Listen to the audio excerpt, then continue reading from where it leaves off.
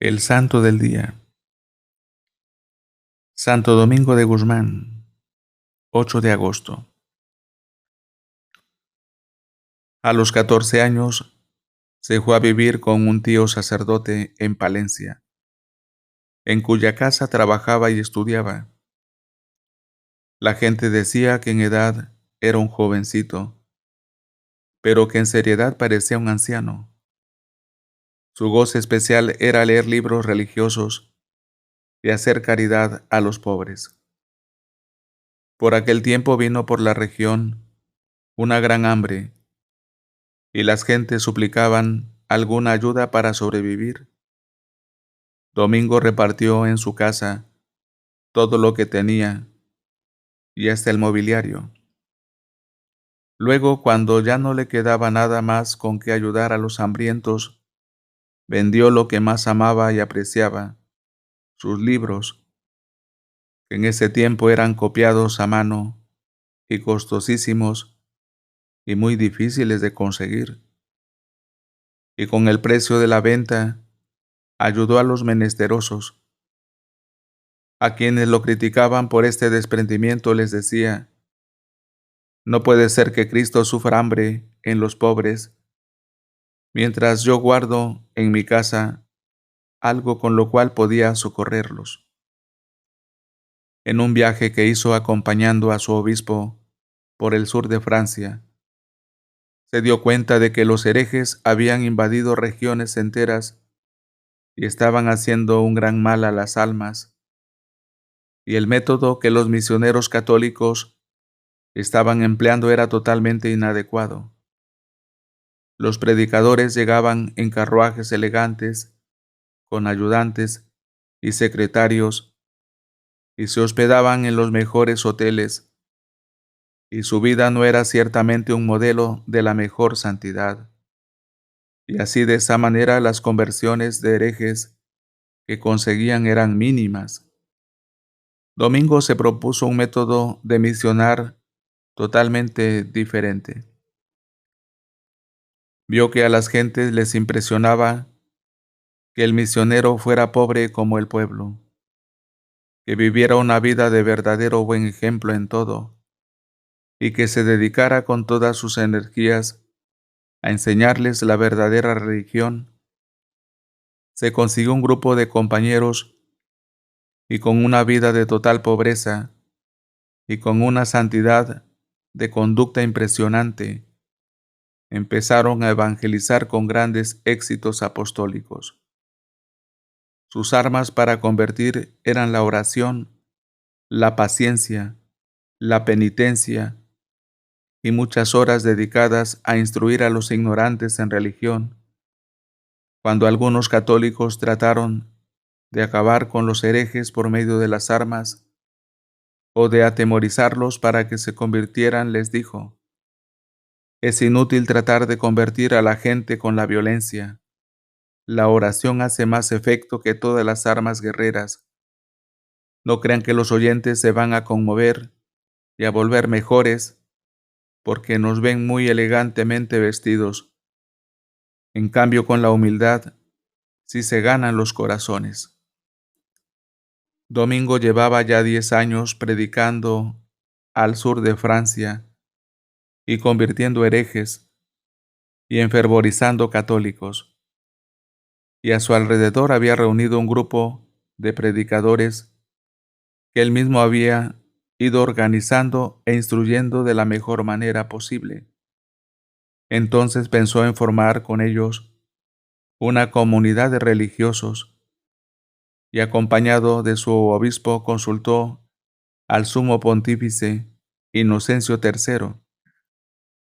Al principio el pontífice estaba dudoso de si conceder o no el permiso para fundar la nueva comunidad religiosa, pero dicen que en un sueño vio que el edificio de la iglesia estaba ladeándose y con peligro de venirse abajo, y que llegaban dos hombres, Santo Domingo y San Francisco, y le ponían el hombro y lo volvían a levantar.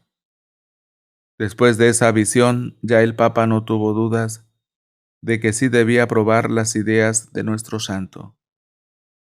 Y cuentan las antiguas tradiciones que Santo Domingo vio en sueños que la ira de Dios iba a enviar castigo sobre el mundo, pero que la Virgen Santísima señalaba a dos hombres que con sus obras iban a interceder ante Dios y lo calmaban. El uno era Domingo y el otro era un desconocido, vestido casi como un pordiosero. Y al día siguiente, estando orando en el templo, vio llegar al que vestía como un mendigo, y era nada menos que San Francisco de Asís. Nuestro santo lo abrazó y le dijo: los dos tenemos que trabajar muy unidos para conseguir el reino de Dios. Y desde hace siglos ha existido la bella costumbre de que cada año, el día de la fiesta de San Francisco, los padres dominicos van a los conventos de los franciscanos y celebran con ellos muy fraternalmente la fiesta. Y el día de la fiesta de Santo Domingo, los padres franciscanos van a los conventos de los dominicos y hacen juntos una alegre celebración de buenos hermanos. En agosto de 1216, fundó Santo Domingo su comunidad de predicadores, con 16 compañeros que lo querían y le obedecían como al mejor de los padres. 8 eran franceses, 7 españoles y 1 inglés. Los preparó de la mejor manera que le fue posible y los envió a predicar. Y la nueva comunidad tuvo una bendición de Dios tan grande que a los pocos años ya los conventos de los dominicos eran más de 70 y se hicieron famosos en las grandes universidades, especialmente en la de París y en la de Bolonia. El gran fundador le dio a sus religiosos unas normas que les han hecho un bien inmenso por muchos siglos. Por ejemplo, estas: primero contemplar y después enseñar. O sea, antes dedicar mucho tiempo y muchos esfuerzos a estudiar y meditar las enseñanzas de Jesucristo y de su iglesia, y después sí dedicarse a predicar con todo el entusiasmo posible, predicar siempre y en todas partes. Santo Domingo quiere que el oficio principalísimo de sus religiosos sea predicar, catequizar, tratar de propagar las enseñanzas católicas por todos los medios posibles. Y él mismo daba el ejemplo. Donde quiera que llegaba, empleaba la mayor parte de su tiempo en predicar y enseñar catecismo. La experiencia le había demostrado que las almas se ganan con la caridad.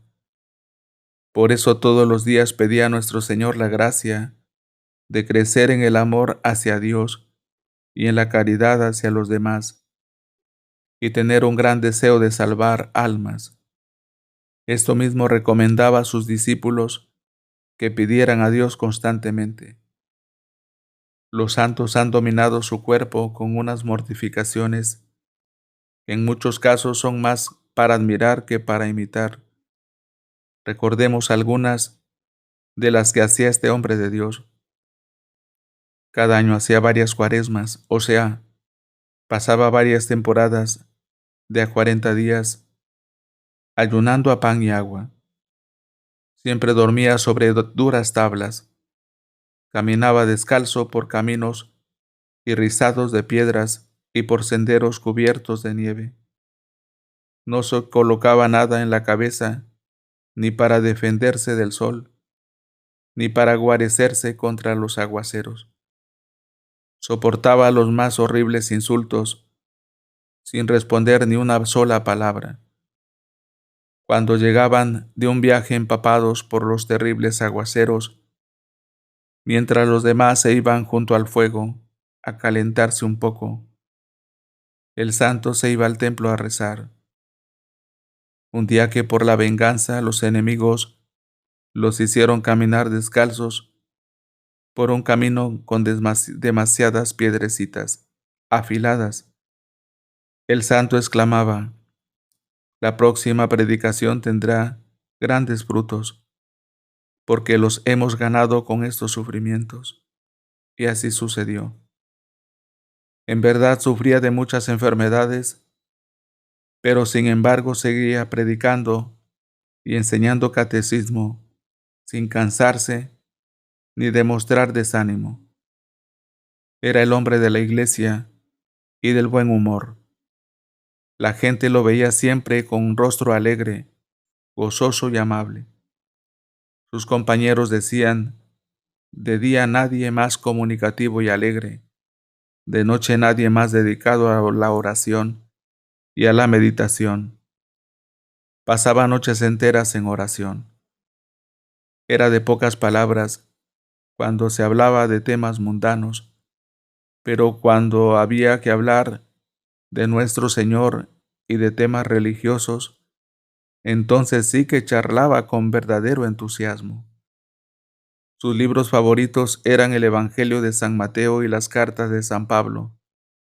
Siempre las llevaba consigo para leerlos día por día, y prácticamente se los sabía de memoria.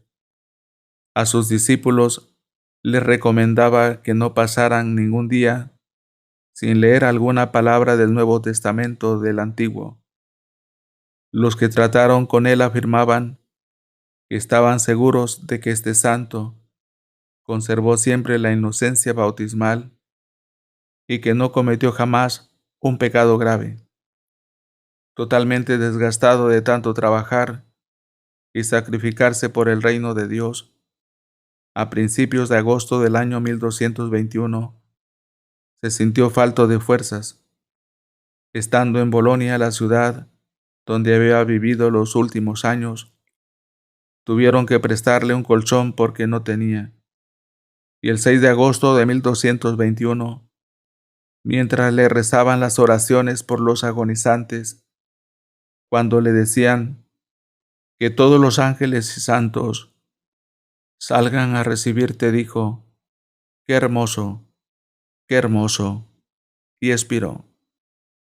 A los 13 años de haber muerto, el sumo pontífice lo declaró santo y exclamó al proclamar el decreto de su canonización: de la santidad de este hombre estoy tan seguro como de la santidad de San Pedro y San Pablo. Para que la vida de los santos llegue a más hermanos, dele me gusta y deje un comentario. Suscríbase y comparta. Active la campanita para ser notificado en la próxima oración. Gracias.